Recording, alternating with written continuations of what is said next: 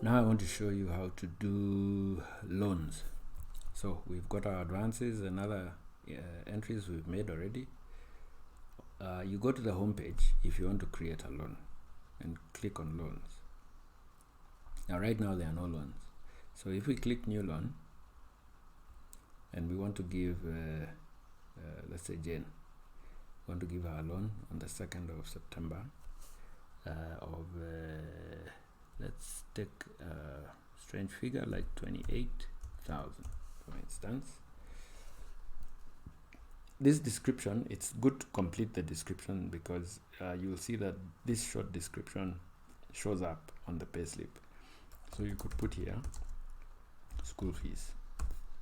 You could even say term 1, right? Now you've got your the amount that you've given and the description. Now you want to put in the repayments. Now let's say you want to recover this amount at a figure that is not divisible by 28. Let's say at 5,000 bob. You put in there 5,000. It will show you that at 5,000 bob it's going to need 5 recoveries, and then if necessary it will make one more of less than 5,000 to do it. So once you've filled in what you want to be deducted here, you click on this create repayments from amount to add the repayments below, and you can determine when the first repayment should be. So in this case we've got first repayment is in September and we want repayments of 5,000. So I click now here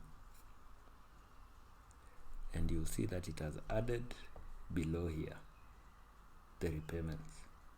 So you've got September, October, November, December, January next year, and February next year. The total here is 28,000, and that's equal to what we've given.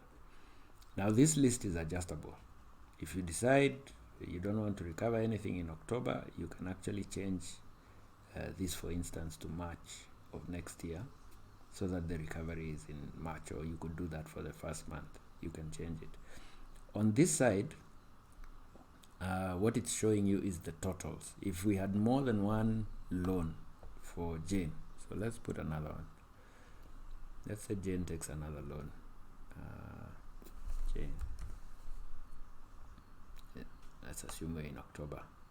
So I'll change that to October, and she takes a loan of 33k. And this is medical emergency, and we want to start recovery of this, let's say in November, and we want to recover at 4,000 bob. Okay, when we click here it creates the repayments of, did we do 32? It was 33, or has it done 32? Very weird.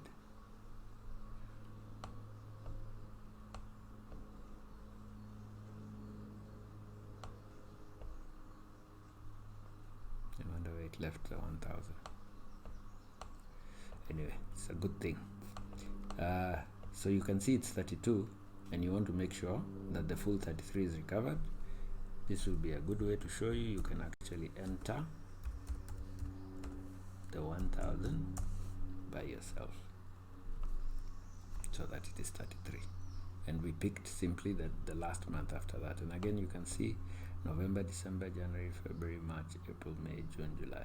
So you must always check that what has been recovered is equivalent to what was given. Okay, so now we've got our repayments for this loan. Notice what has happened here. These are now all loan repayments. So where the two loans are overlapping, which is between November 2019 and February 2020, you can see the amounts are more. So the first loan is being deducted at 5,000. Then in November, the two loans now are being deducted, which is 5 plus 4. So they get deducted together. Then remember, this is the last month deducting the first one, which is 5,000 plus. So in the last month we recovered 3,000, if you remember, plus the 4,000 gives you 7,000. So that loan is finished. And then now this loan continues until July, which has the 1,000. So that's what this represents. So this you don't update manually, you update from here.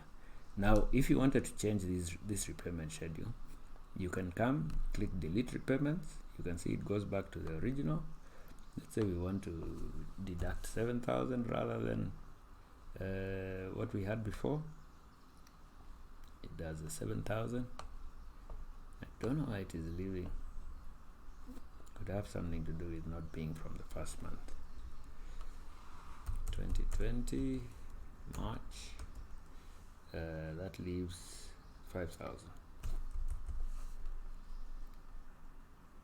That gives us 33, right?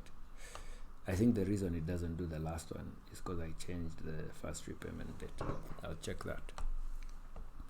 So again, we've changed that. We have our 33 and you have that. So I was just showing you how two loans will appear.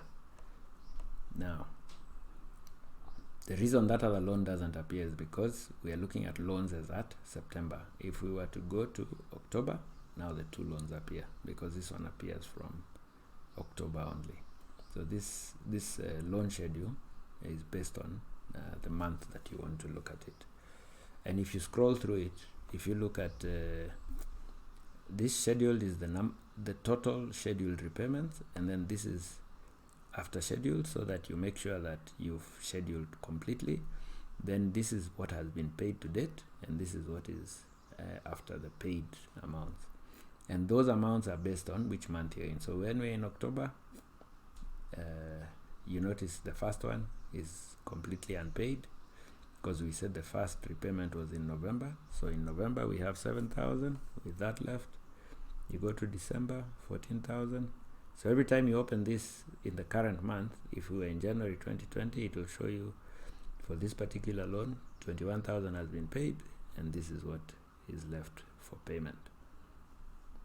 This after scheduled and scheduled is really just a check to make sure that you've scheduled the repayments of the complete loan. Now, how does this translate to the payroll? I think we only had this first one, the first repayment of 5,000 is in September. So when we look at the pay slips, Jane doesn't have any loan deductions. When we process,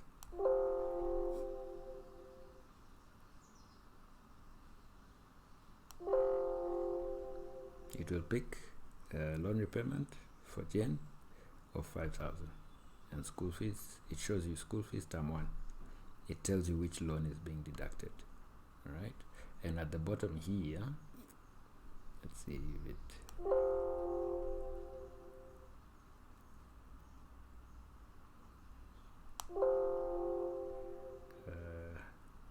have I set it to, let's go and see pay types, memo, loans balance, bidder 904.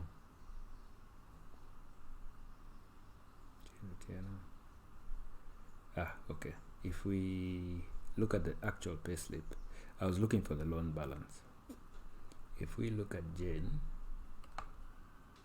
at the bottom you have a loan balance as part of the memo. It wasn't showing because it's computed. So the loan balance is made of two loans, 23,000 on the school fees term 1 and 33,000 on the medical emergency, which comes to 56,000. So in the following month, let's say we go to October, you copy previous month and process.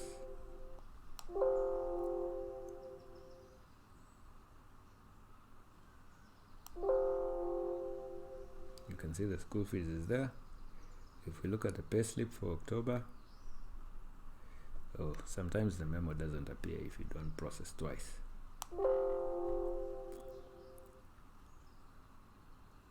Let's see if that works. Let's go there. Yes. So when you process twice, you get the memo balance. So again, 5,000 has been deducted for school fees, but now the school fees is down to 18,000. The medical is still at 33. The total outstanding is 51,000. So that's how to use the loans module.